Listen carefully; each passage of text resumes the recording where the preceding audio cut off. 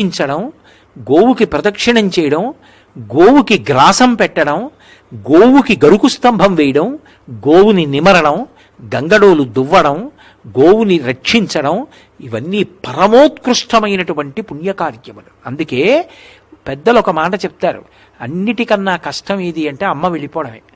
అమ్మని చూడాలి అంటే ఆవుని చూస్తే చాలు.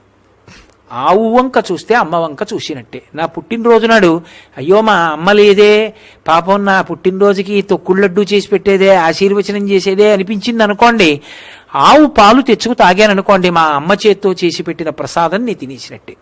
ఆవు అరటిపండు పెట్టాననుకోండి, ఆ రోజున మా అమ్మ నా చేతి భోజనం చేసినట్టే. గోవుకి ప్రదక్షిణం చేస్తే మా అమ్మకి నేను నమస్కారం చేసేసినట్టే. అందుకే గోమాత జనకమాతలాగా నిలబడుతుంది. అందుకే పాలు లేని పిల్లలకు ఆవు పాలు అంటారు. పశువుల నుండి వచ్చేటటువంటి పాలు రజోగుణ తమోగుణాలు కల్పిస్తాయి. అందుకే